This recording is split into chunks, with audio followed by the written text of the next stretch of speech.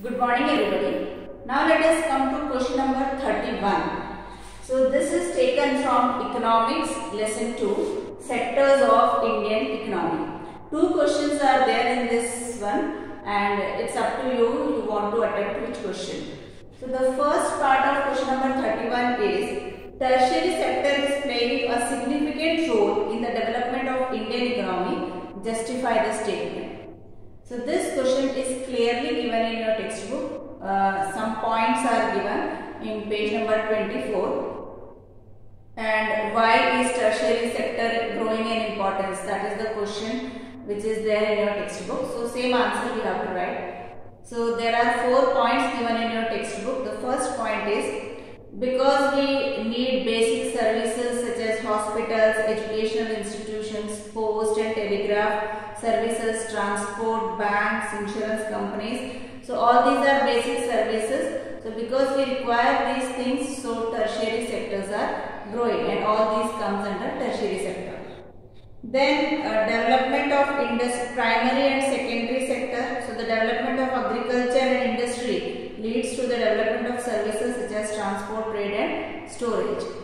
Then rise of income levels. So as more and more people are getting more and more income, so people prefer to eat out and spend more on education, shopping, private hospitals, private schools, professional training centers, etc. So these all come under tertiary sector. So people are investing more on tertiary sector.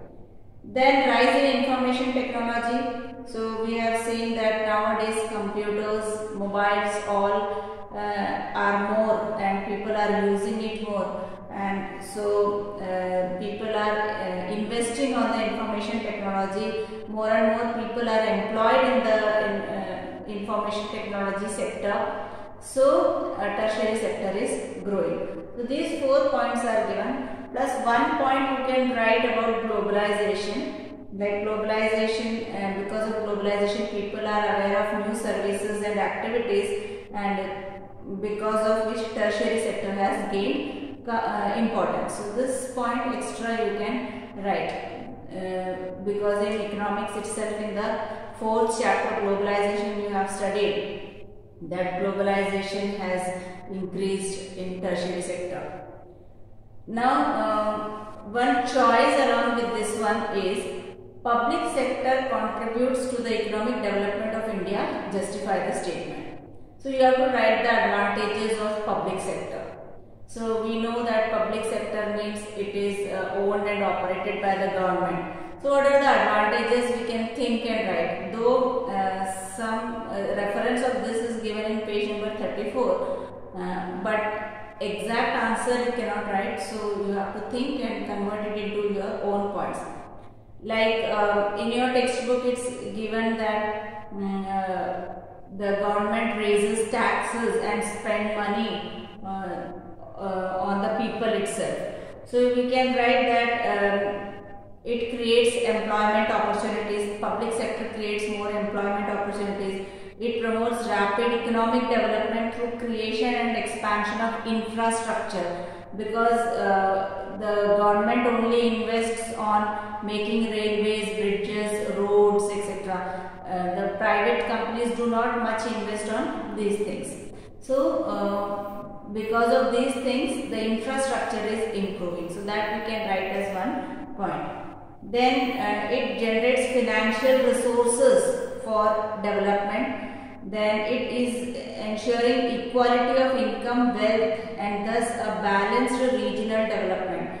So we have studied that when public sectors are opened, they are especially opened in rural and semi-rural areas. So those areas also are developed. Then we have studied about fair price shops. They are also part of public sector, ration shops. So that has also led to equitable distribution of income. Then it encourages development of small, medium and cottage industries. It ensures easy availability of goods at moderate rates. We can also write the example of electricity, because many of the electricity supply is from the side of government. Then dams are built. So because of this like electricity, if it is generated by the government, then we can get it in cheap rates. Then it also contributes to community development, human development index, example health and education service. So government has opened many schools and health centers. So that also contributes to the development of the economy. So then government provides safe drinking water, housing facilities.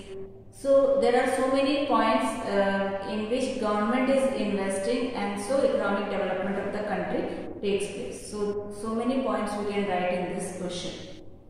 So this is all about your explanation part. Now question number 32 is regarding map, that we will discuss.